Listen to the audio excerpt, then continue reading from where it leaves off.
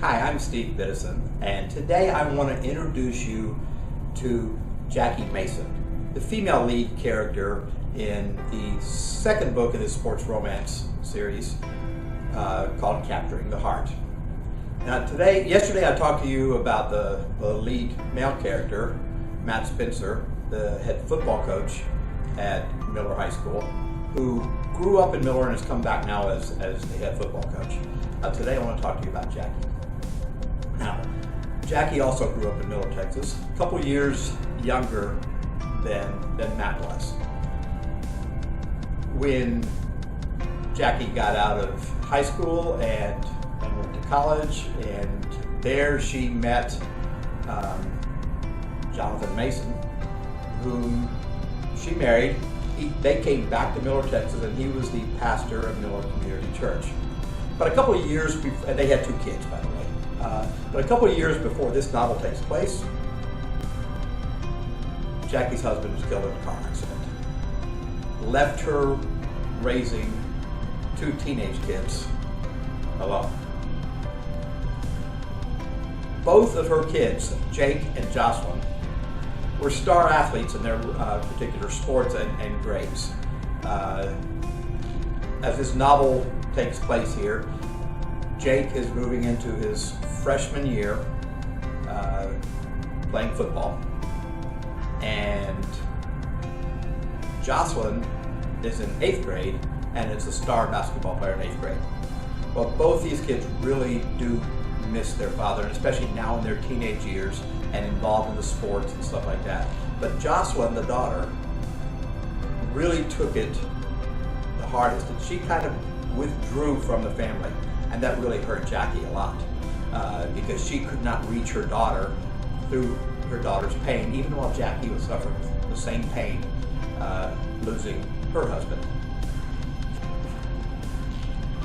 But Jocelyn, as she pulled away from her family, took her solace, if you will, in her athletics, in her basketball playing in particular, although the story's not about her basketball season. It's more about the football season of her brother, but mostly the head coach, Matt Spencer. But Jocelyn found her solace in athletics. That is until a new high school boy moved into town.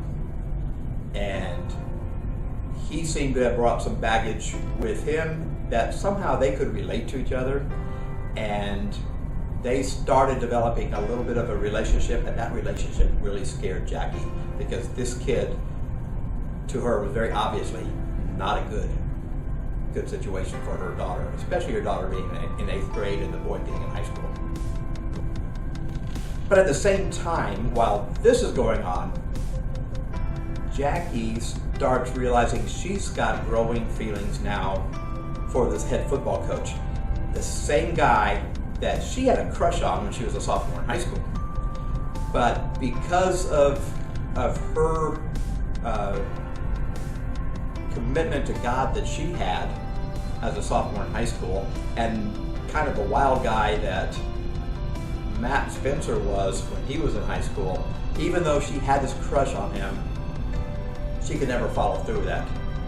But not that she could anyway, because Matt really had no idea his senior year there. He had no idea, even though this wasn't a very big school, who this sophomore girl Jackie was.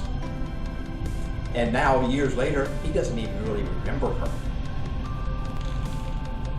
But as the book goes along, we want to find out, can Matt and Jackie's growing love withstand the pressures of the fact that he's her son's football coach, and that her daughter is fading away from her fast, and almost more importantly, she had such a deep love for her deceased husband that just the fact that she's starting to fall in love with somebody else is weighing on her, almost giving her a guilty complex for it. And she's got to battle through all of that. And it definitely has its ups and downs in here. So the question is, can she battle all through that? So I guess you will have to read the book to find out how all that happens. But I will tell you this. I had a very unique experience when I was writing one of the closing scenes to this book. And I was sitting in a hotel room, typing away on my computer at this, and as I was writing one of these final scenes, I literally got to where I could not see my computer screen because tears were welling up inside my eyes. Not tears of sadness, per se, but just the emotion in that almost final scene in the book just got to me. And I loved writing that one. I literally had to get up off of my computer, walk out of the hotel room, go outside, walk around the hotel for a little while just to clear my head before coming back in and finishing it, because I was so emotionally attached to that scene. And the funny thing is, when I went back into the first edit of the book, when I got to that part, the same tears started welling up inside my eyes again. So if you want to cry tears of I don't know if it's joy, it's not sadness, but if you want to get an emotional bond with some characters and see a really good ending that for some of you will bring tears to your eyes like it did me, then get Capturing the Heart.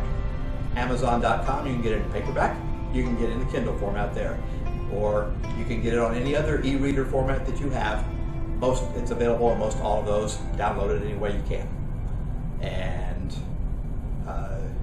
I'll talk to you more about Capturing the Heart tomorrow.